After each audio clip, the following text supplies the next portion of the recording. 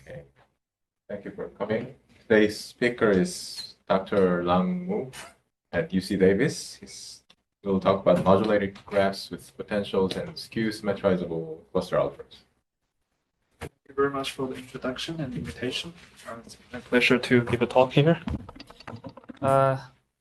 Okay, so today I'm going to report on some recent developments of categorifying skew-symmetrizable cluster algebras. Let me start with a brief and very quick review of how cluster algebras are related with quiver representations. Okay. So to each skew-symmetrizable matrix, E,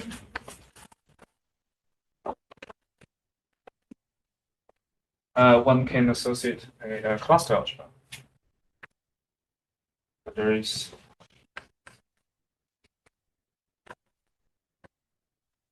denoted by A and B, which is some algebra, subalgebra of the Laurent polynomial ring with n variables, generated by, it's a subalgebra generated by a set of distinguished elements called cluster variables.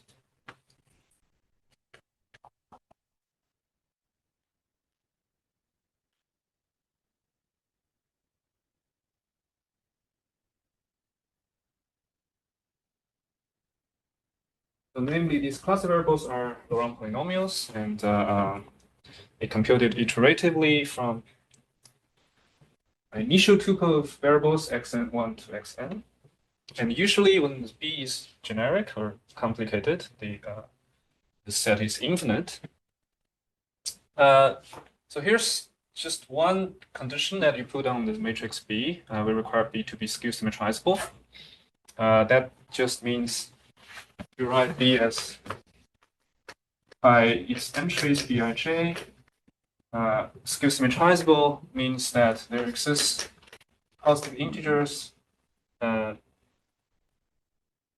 Bi such that this matrix B is skew-symmetrized by the diagonal matrix with diagonal entries Di.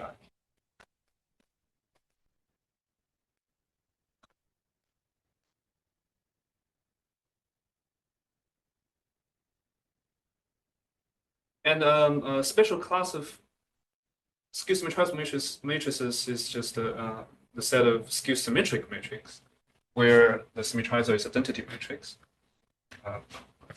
And to those, so B is called skew-symmetric.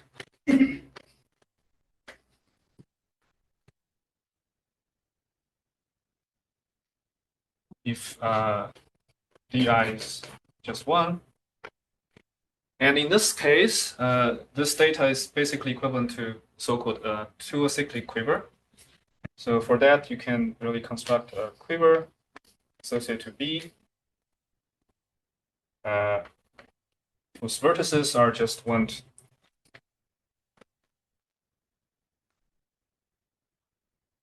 these indices 1 to n, and the number of arrows from I to j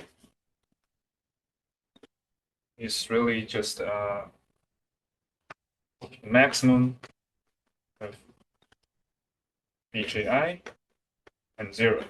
So namely, that means if B is skew-symmetric, we look at one of the Bij and Bji, the non-negative one, and that determines the number of arrows going from the vertex I to vertex j. Yeah, so I think Amanda mentioned what a quiver is in her talk, but since I think we have some new participants, there's a quiver. So this is a quiver with up to cycles, where a quiver is just a finite directed graph. And 2 cycle really just means you have an arrow going from one vertex to another and an arrow going back. So this construction avoids 2 cycles. Minus in the top right corner would be 40 Bi Bij is equal to Here, minus. this one here. Yeah. Yes, yes. Yeah, so that's why it's called skew-symmetric, not symmetric. Skew-symmetrizable, not symmetrizable. But on the right-hand side, you should see BJI. Ah, yes. Thank you. That's right.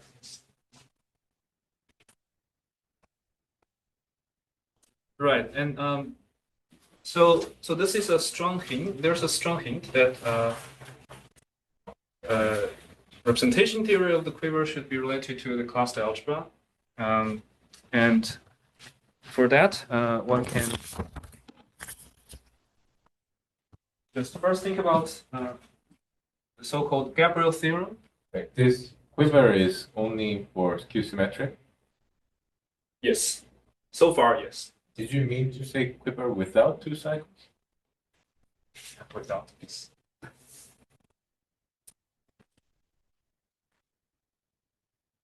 Thank you. Yeah, so basically, the signs of Bij and Bji determines which way the arrows go. Right. Okay. So how is the representation theory related to cluster algebra? Recall Gabriel's theorem that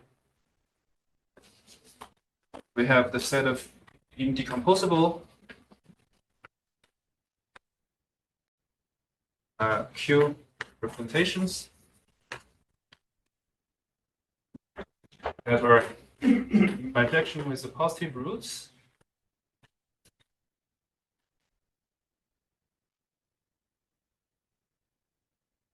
of the root system associated to the Cartan matrix, which is given by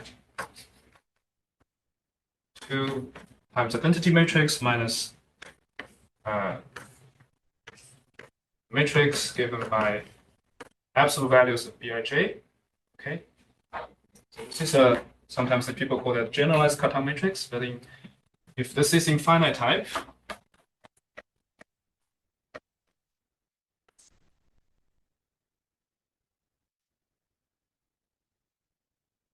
one consider two sets of objects, and on the left-hand side, it's the set of indecomposable quiver representations. We take a ground field over example complex numbers, and on the right-hand side, we consider positive roots given by the root system, and there's a one correspondence, and then going from left to right, you take the dimension vector of the representation, that gives you positive roots, expressed in terms of simple roots.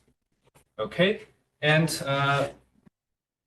there, as I mentioned, there's a distinguished class of elements in a cluster algebra. It's called cluster variables.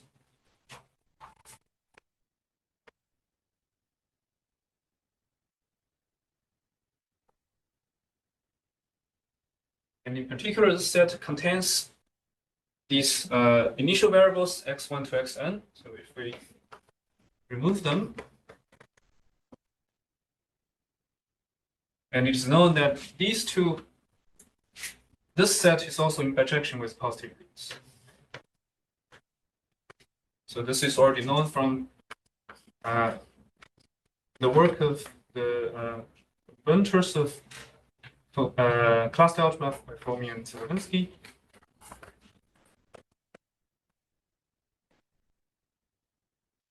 And also going from this set to this set is also bijection, considered as a composition of this map. And namely, for any quiver representation, which is indecomposable, you can take certain generating function of quiver Grassmannians and gives you the expression of cluster variable. And this is the so-called Categorification formula. Any representation M.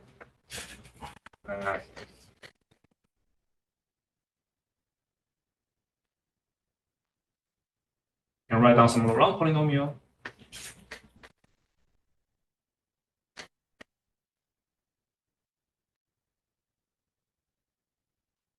As a generating function of quiver Grassmannians.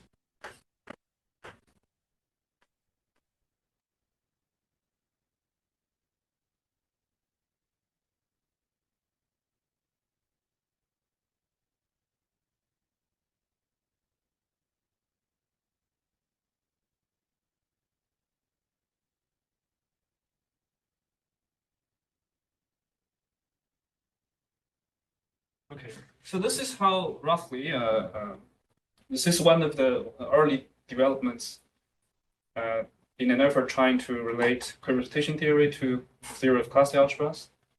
And the aim of the talk today is to generalize the story to the skew-symmetrizable setting where there is no obvious quiver associated to B, but some structure that is a generalization of a quiver.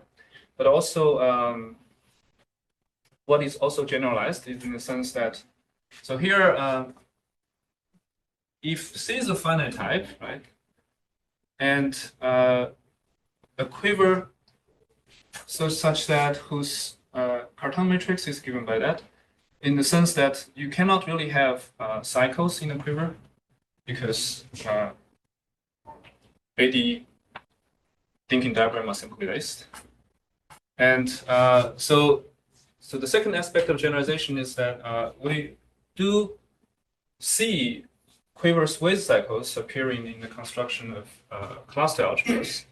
So B might have, say, a triple of vertices that there are arrows going from I to J, J to K, and K to I. So in those situations, then the representation theory should be modified in accordance with whatever you would expect to happen for the cluster algebra. And this work is done by Derksen, Weyman, Zelevinsky using a structure called quiver with potentials. So this is some of the key notions we want to generalize today.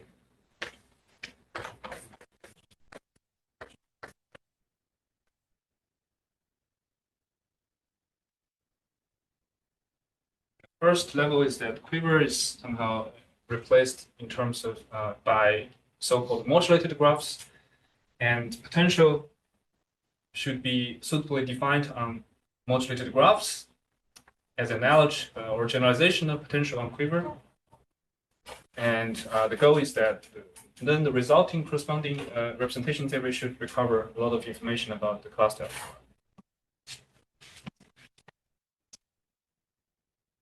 All right.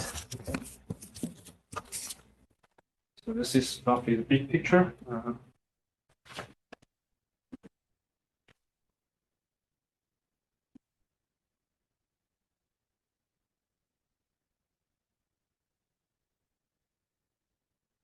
So as I mentioned, that in cluster theory, that what is very important is the operation called mutation.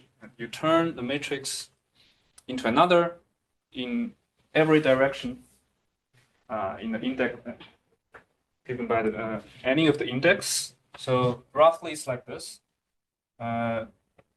Suppose you have a matrix B, right? Let's say it's 3 by 3. Now in all the three directions, you can mutate this matrix. And the mutation is denoted by mu, mu1, mu2, and mu3. And you get 3 matrices by mutating at the original matrix B. Okay. And the graph continues and eventually it becomes 3 regular.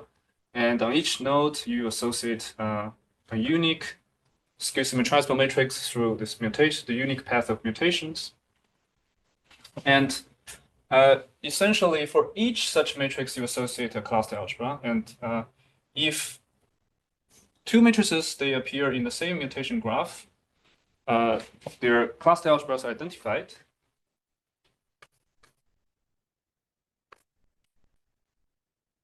So this is, as I mentioned, this is realized as a subalgebra of the Laurent polynomial ring.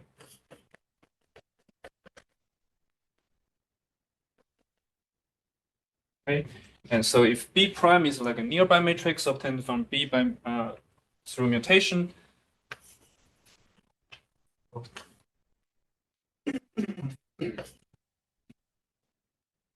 and associated to B prime, there's another set of generators. Let's call that X and primes.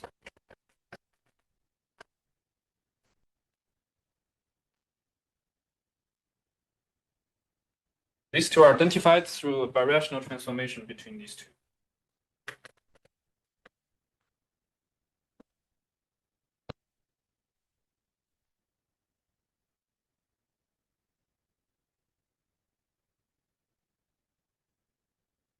And I think the birational transformation formula is familiar to a lot of you.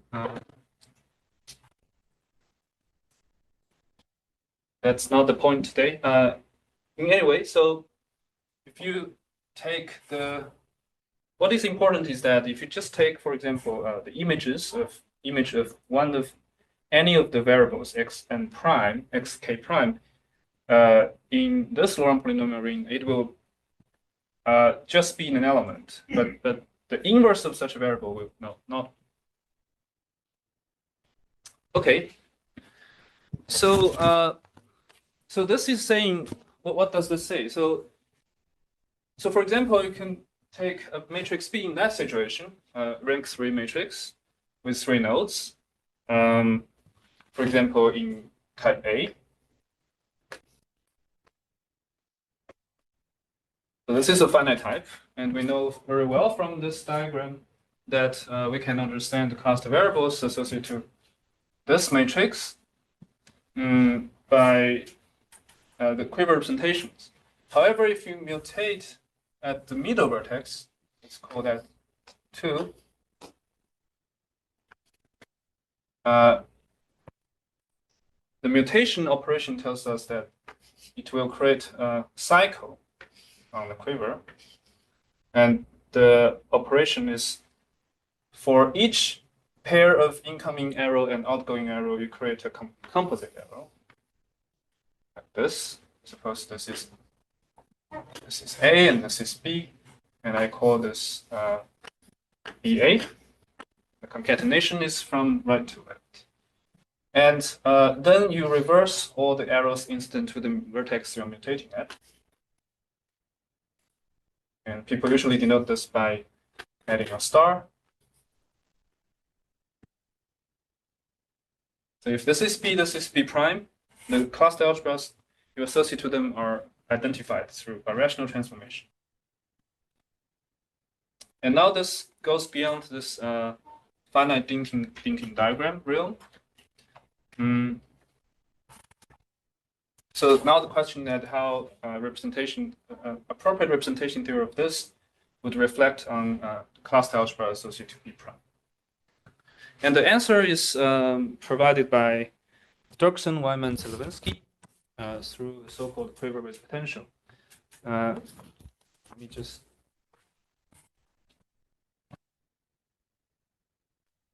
briefly review.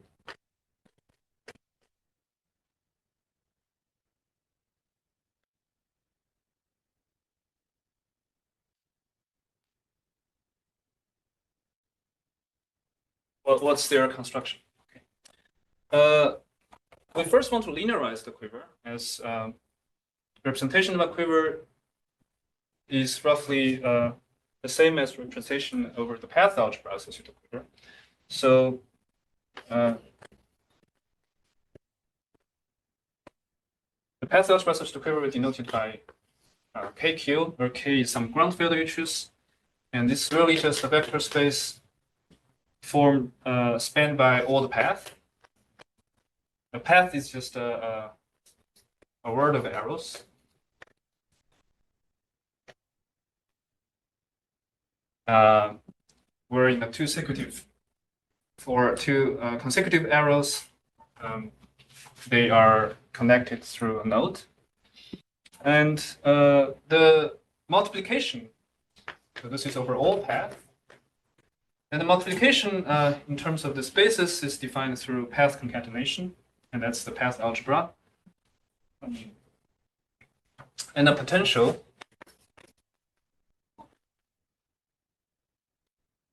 usually denoted by S is just an element in the cyclic part of the path algebra.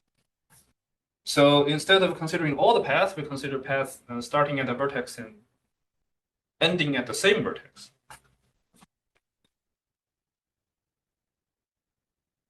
The path contains zero length path? Yes. So a vertex is considered as a static arrow.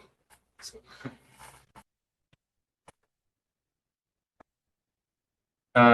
yes. So instead of an all path, we consider only in a cyclic path.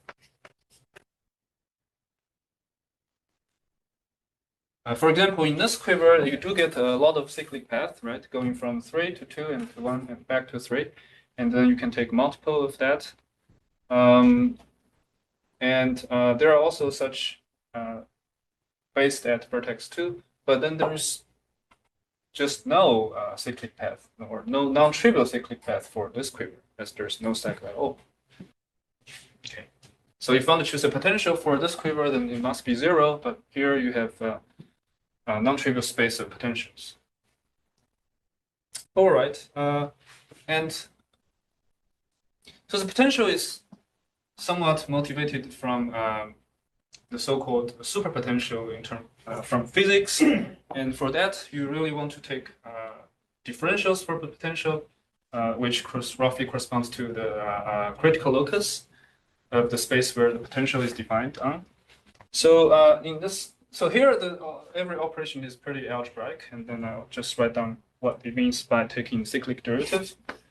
Suppose we have some linear form on the space of arrows of length 1. Okay.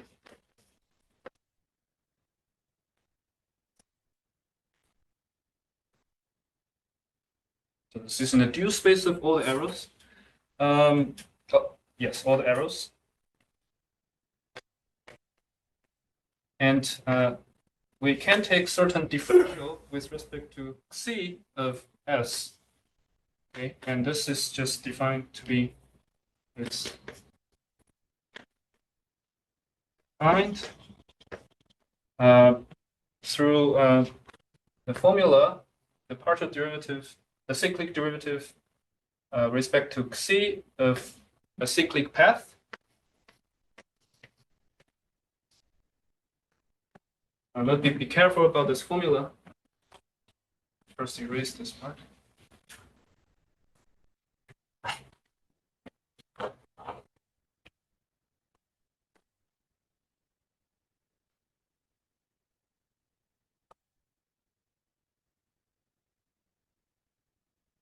So this is really, you see that this represents a cycle, which means that the starting point of this arrow AD is the same as the ending point, the vertex of the last arrow A1.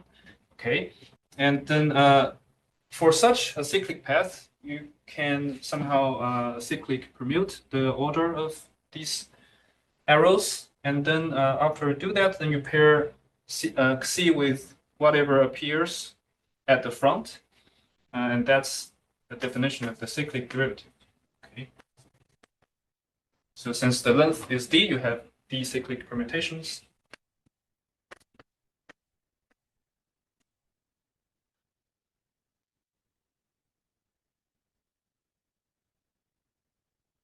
D minus 1.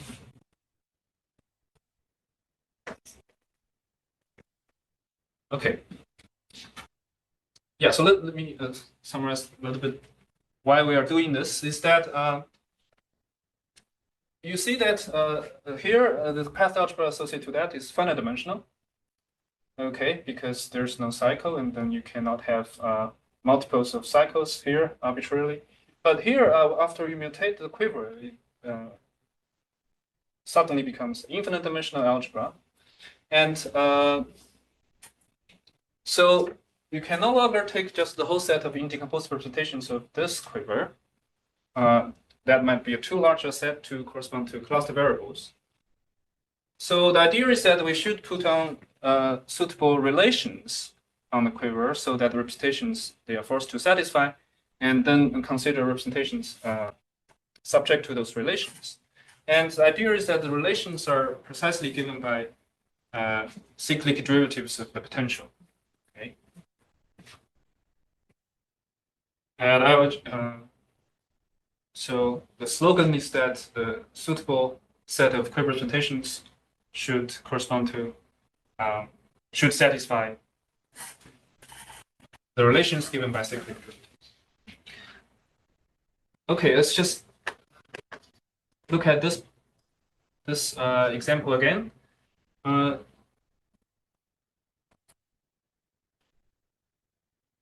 you start with 1, goes to 2, goes to 3, the mutation will just give you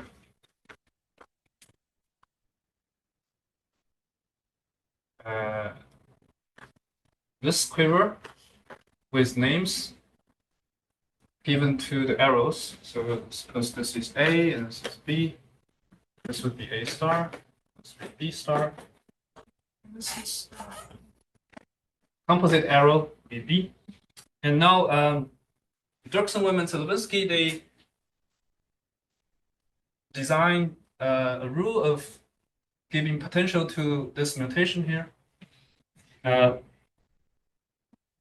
And their construction tells that it should be this 3 cycle created from this mutation. It's B star, sorry, A star, and B. And if you take cyclic derivatives with respect to a basis of the linear forms, basically these are the duals of A star and B star and AB, and I'll just use the same letter for the dual. This cyclic derivative is BA times A star.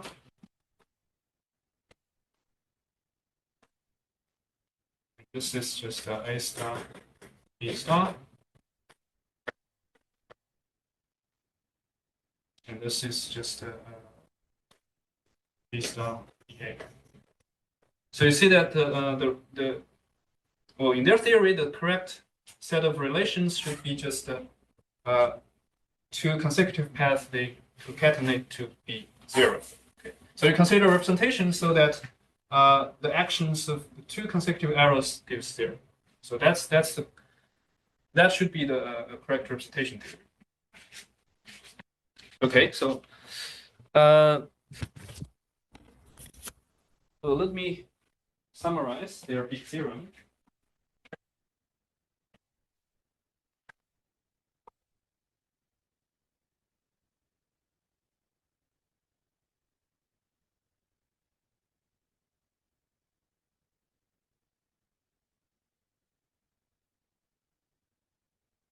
So in general, start from a quiver Q, right, which represents a skew-symmetric matrix, and with some potential S on the quiver.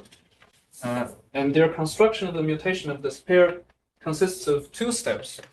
First, you take the so-called pre-mutation. And do not worry, I will review this in my construction of pre-mutations and modulated graphs. And that's a generalization. And that's called UK tilde. It's called the pre-mutation. And then there's a step of so-called reduction that gives the actual mutation of the quiver at vertex K and the corresponding potential. And so if the potential S is chosen nicely, this resulting quiver should be just to a cyclic.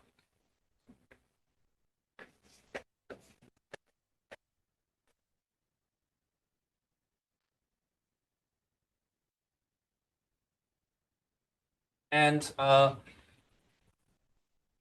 theorem of Derksen, Weyman, and Zelevinsky is, first of all, there exists some potential they call non-degenerate. There exists a non-degenerate potential.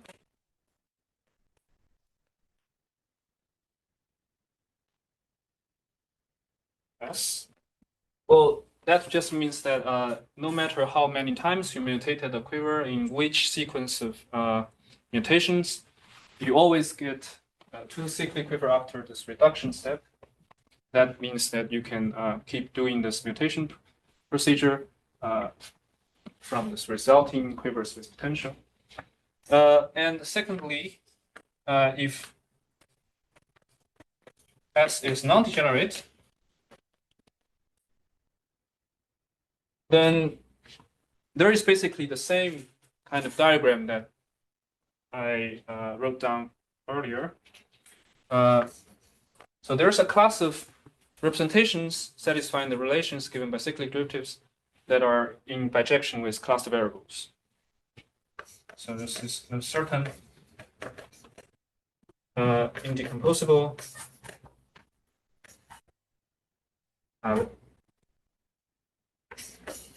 let's say that the QS representations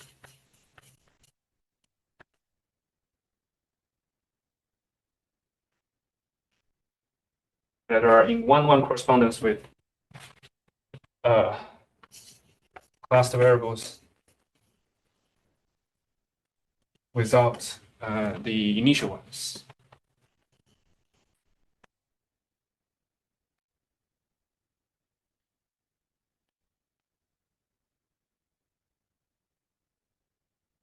Okay, and so what is important of this theory is that a lot of structural features and properties of cluster algebra, especially those that are dependent on the initial quiver Q, which are sometimes not acyclic, can be rid of from this quiver representation correspondence. There's no condition on the quiver on this theorem. Yes, so that's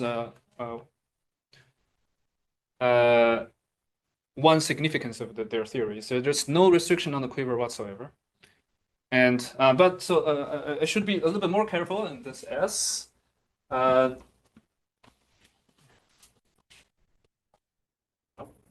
achieve that works for arbitrary quiver. And what you really need is a power series instead of just a finite sum of cyclic path. But to answer the question affirmatively, yes. There's no restriction on the quiver at all. So every quiver that works. So there is a potential which is a formal power series, and you can perform mutations, and there's an algorithm to construct the corresponding representations that are in bijection with non-initial cluster variables, and there's a clear way to go from the representation to the cluster variable, the Laurent expression of the cluster variable, in the same fashion as the Calderot-Chapaton formula. And from there, you can rid of a lot of properties, including the one Amanda talked about last time, 2 days ago. For example, the sign coherence that is equivalent to the so-called F polynomial having constant 1, and that is really very easy to see from the corresponding Calderot-Chapaton formula. So there's this constant 1 is very easy corollary of this theorem. Okay, yeah, let's see and how much of this can be extended to the skew-symmetrizable case. Let me first say that sometimes there are techniques transporting the results in a skew-symmetric case to a skew-symmetrizable case by, for example, folding.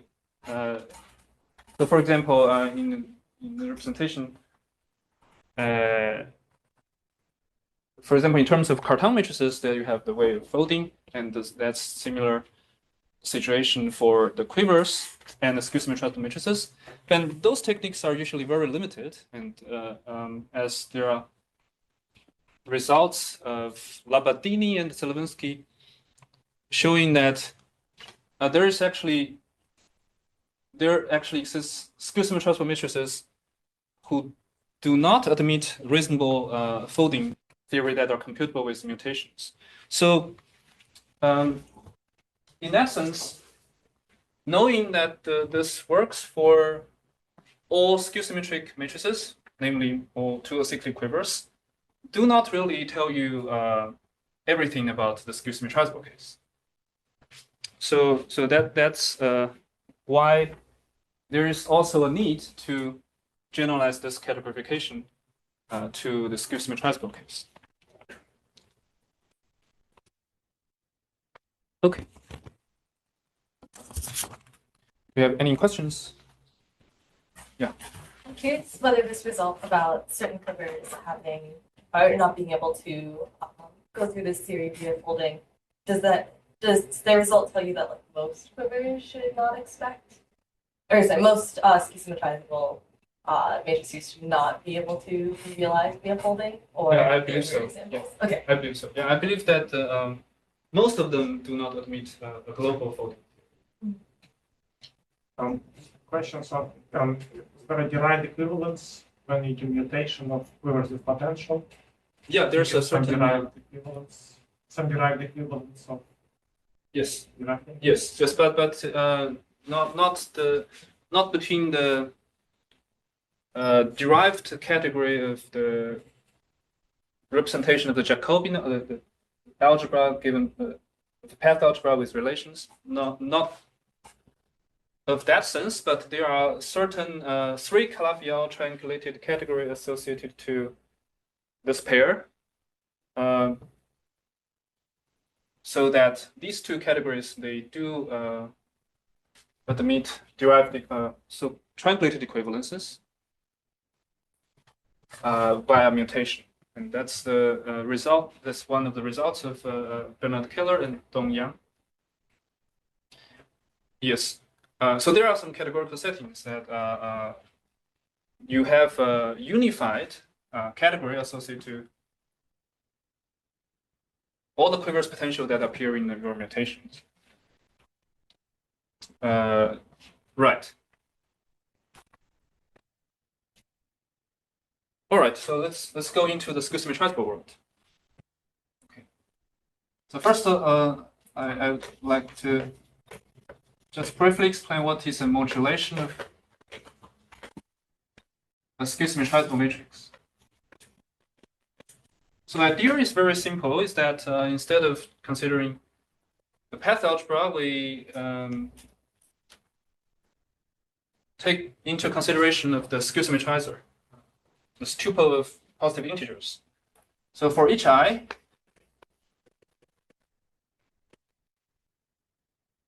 we take some algebra Ri, which is a K algebra, but finite dimensional, so that the dimension of Ri is given by Bi. Okay, and for Bij greater than 0, we aim to find some bimodule, the left module over Ri and the right module over Rj. Equivalently, it's the left module over the tensor algebra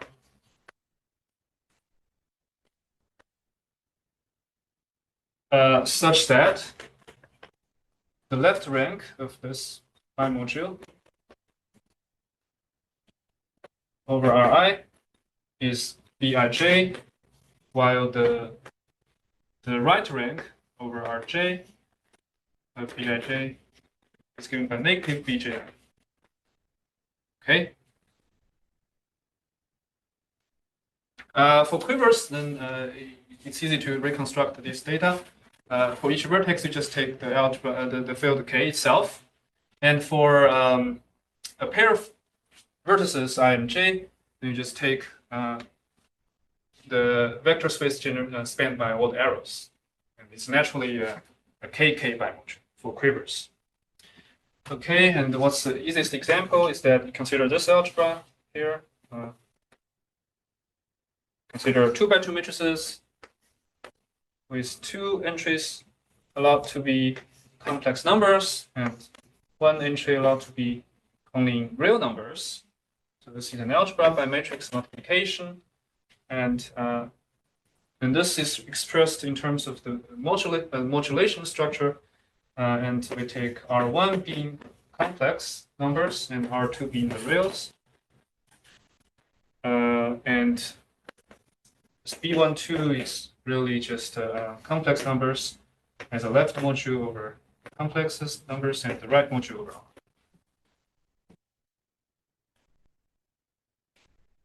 So this is the generalization of path algebra. of this data. Okay, and for this, you can also consider the ground field is reals, and you consider indecomposable representations, and this is of type B2. If you rid of the matrix B and compute the Cartan matrix, then it's of type B2 or C2. And then you have representations with now with rank vectors 1, 0, 0, 1, 1, 1, and 1, 2. So these are the rank vectors in decomposable representations. And for this one, for example, then I can put a one-dimensional vector space over the complexes and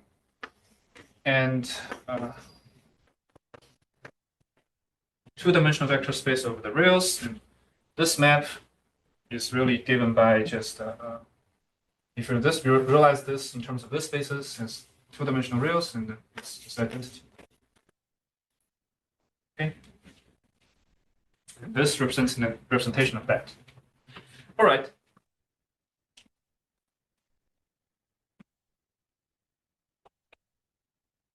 So I should say that this is really a framework of Dlab and Ringel, and has been intensively studied in the case that where there is no cycle at all. So there is a large volume of representation theory of these of these settings that generalize quiver representations. Is this related to folding or is it something else? Is this related to folding or is it something else? I think it's related to folding. Yeah, here in this case, you can unfold this. Say to take, for example, this quiver, and I would say that this unfolds this algebra.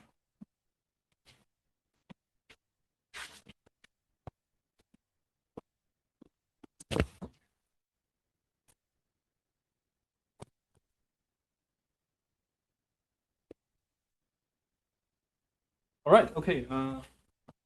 Now I want to introduce like a suitable setting where some parts of Derksen, Weyman, Zelevinsky's mutation theory can extend. Those are not arbitrary modulations of the skew-symmetrizable matrices, but with some imposed dualities. That's in the setting of modulated graphs over symmetric Frobenius algebras.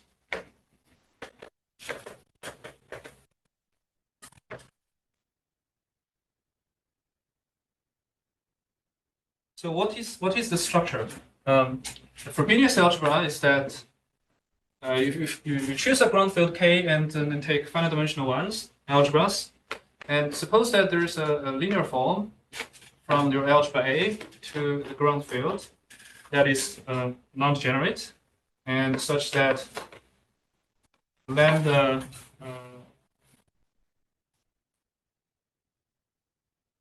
such that this bilinear form, defined through the lambda is non-degenerate. So such a structure is called a Frobenius structure, and it is symmetric if this behaves as a trace form. If you switch the order of AB, it gives the same number.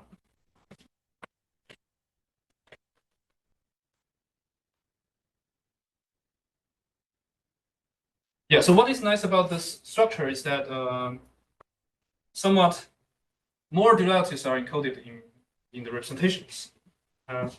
If an algebra A is equipped with this so-called symmetric Frobenius structure, and then you can consider the bimodules. So there's a very simple lemma, is that if we take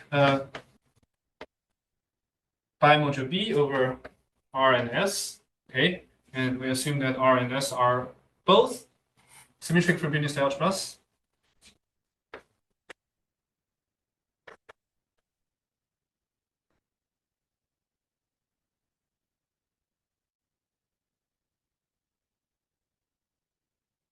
And then we have this isomorphism between three bimodules.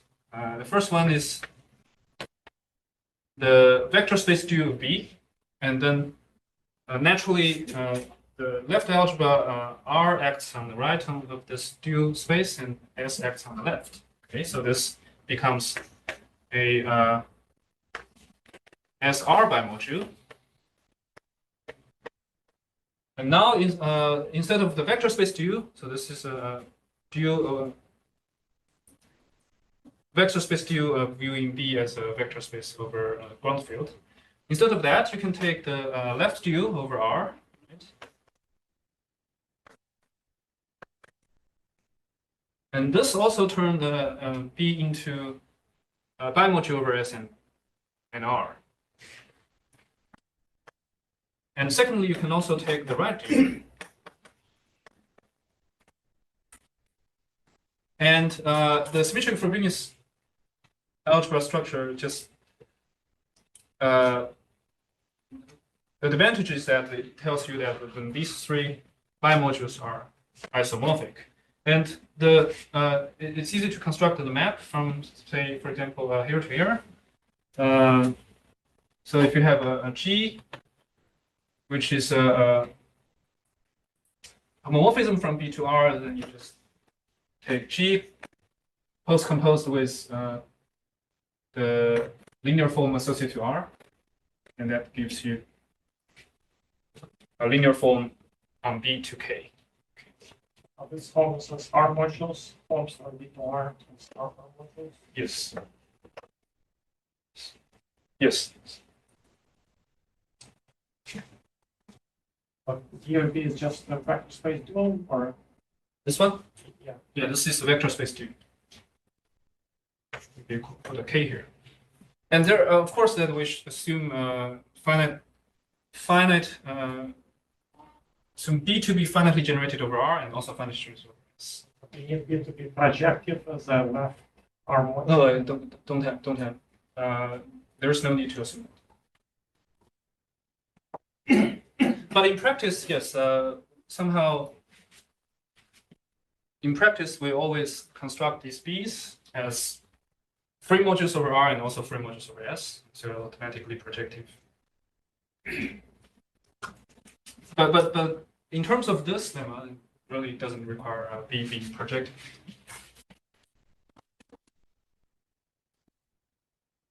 All right.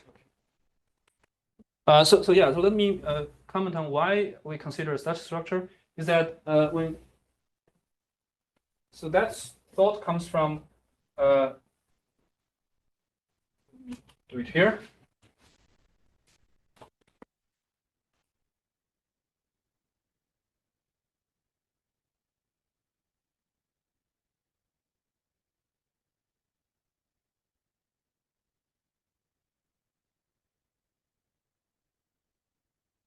The local structure here at the vertex K of our modulation looks like this. So we have RK.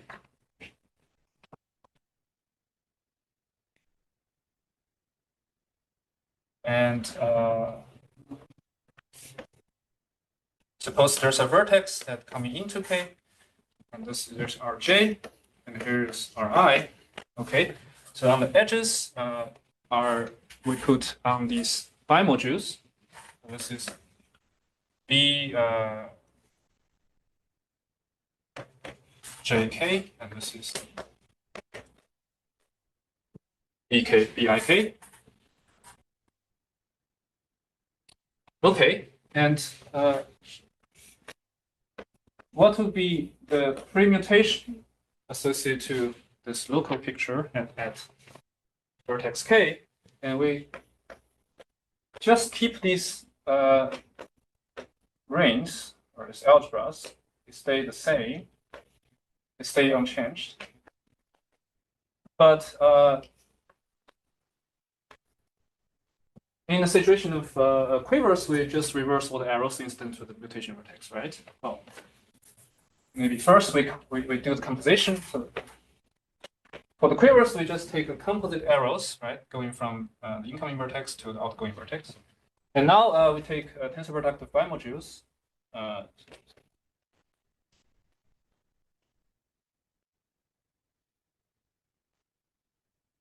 Okay, and view this as a bimodule in between these two vertices. And also reverse arrows, and in this case, that means we take the vector space du of the corresponding bimodule.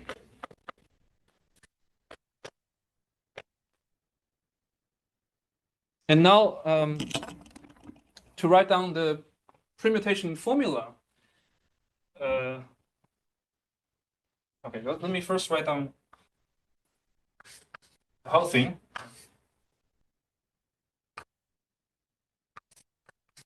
If we use B,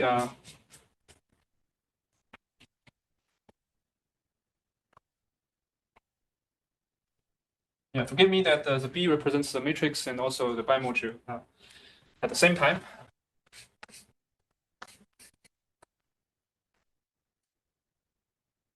So this is a part where the bimodule is not connected to K.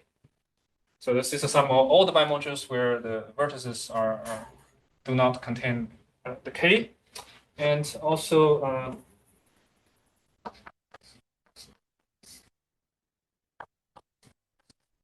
the rest would be exactly what I display here. So the duals of the BIK tensor with duals of BKJ, and then there's the last term, which is the composite arrows BIK, BKJ. Okay, so this expresses the whole modulation, and the associated potential. Okay, so I haven't told you what the potential is, but it's very similar to a linear sum of cyclic path. And now imagine that you have some potential defined here, and there might be some bimodule going backwards. And then the idea is that certain paths must go through, there might be a path going through K, right? And if it going through K, it comes from incoming vertex J and going out to outgoing vertex I. And so you just replace this part by the composition. So that's what this notation means. And recall that we have this A3 case that there's one cyclic triangle created, and then the mutation would create a 3-cycle term, and that is also generalized here. Suppose, let me just write down the formula.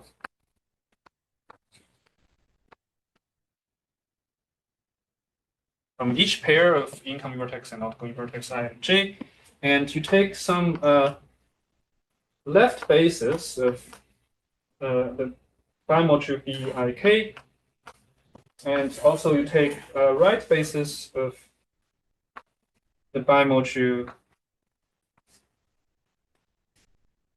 BKJ, and the basis elements are expressed by A and B.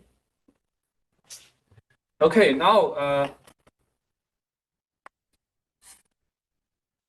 what the 3-cycle should be is expressed like this, but now you have to be a little bit careful about what this means. And in the quiver case, they are just the duals, because the vector space, they have these dual bases if you choose the basis over the field. But now you really have to use these identifications. If B is a left basis element of BIK, you take the left dual, and then you realize it in the vector space dual through this isomorphism. That's what this notation means. And this dagger notation means that if A is a right basis element, you use the right dual of the bimodule and identify it with the vector space dual. So that's a dagger. So that's basically the definition of the permutation, and there is suitable definition of reduction as well, which I will probably skip. But anyway, so the idea is that using this symmetric Frobenius structure, and you can really write down the appropriate permutation and perform subsequent reduction process.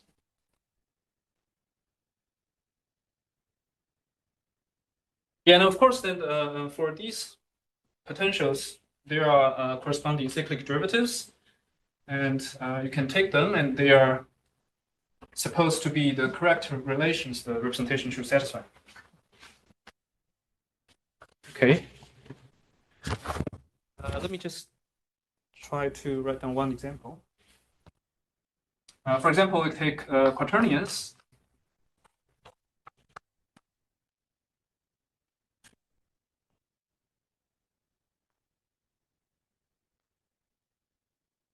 A plus BI plus Cj plus dk, where A, B, C, D are just real numbers. Okay, so this is an algebra over the reals, and it's a symmetric Frobenius algebra by taking just the real part of the any quaternion number.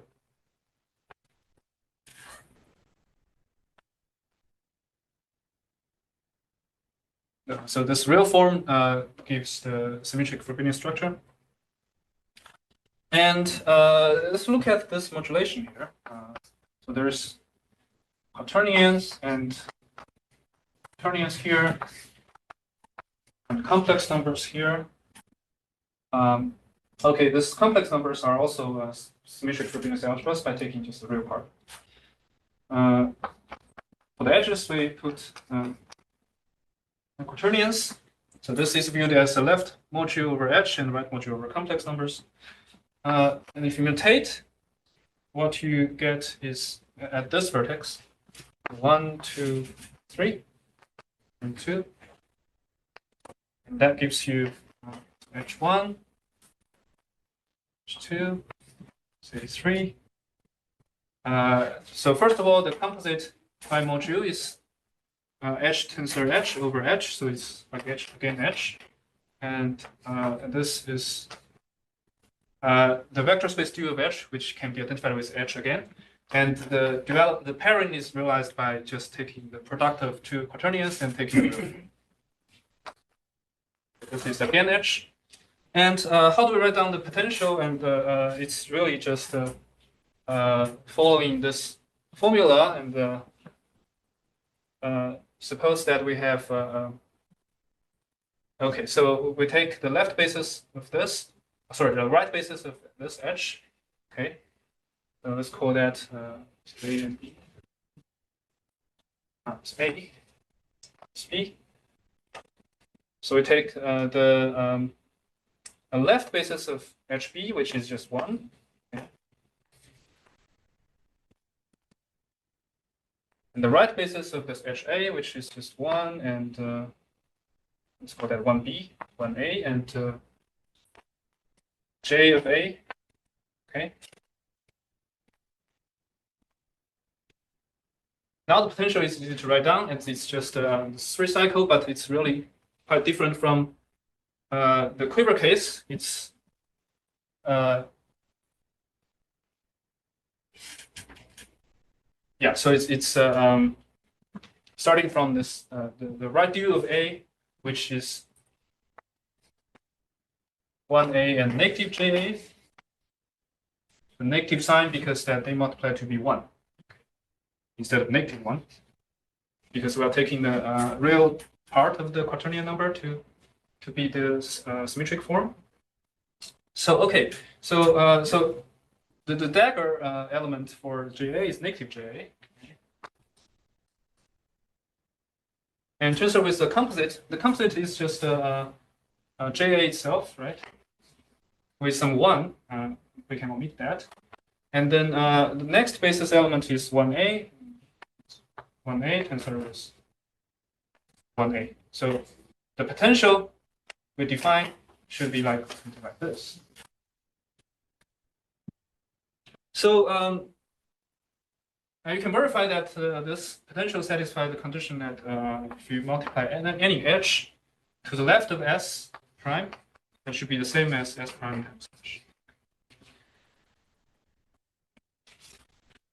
That makes possible for defining these relations, corresponding quotient algebra. All right, so this is roughly the mutation theory on modulated graphs with potentials, and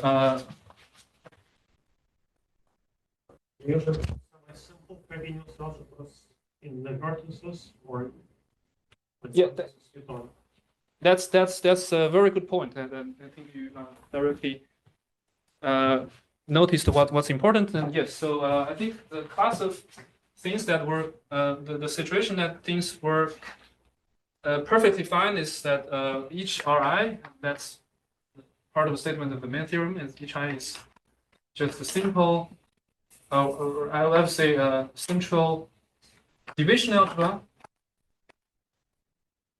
So that's the setting that implies the simplicity, but that's also the setting that things works even better, and over some field K. Put a theorem here. And in this sense, first of all, non-degenerate potential exists.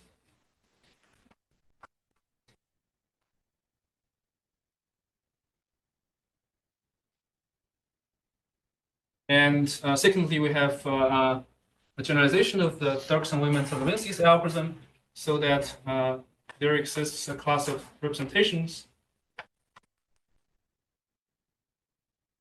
There exists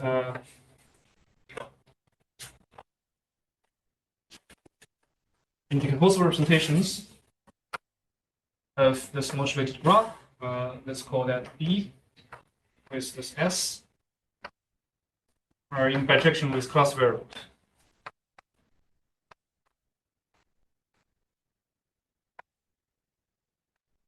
Here's the initials. Right. I want to go back to your question is because that this is a very good observation. Is that if the vertex algebras are simple, then that would lead to the simplicity of some bimodular categories, and then there's really not much to worry about by canceling these two cycles. And those really, in those situations, especially here, these quivers with potential, this modulated graph with potential really behave as quivers with potentials. So that's why, that's roughly why this theorem holds, and then why some representation theoretic operations defined by Derksen, Weyman, Zelevinsky extend to this setting. So I stop here.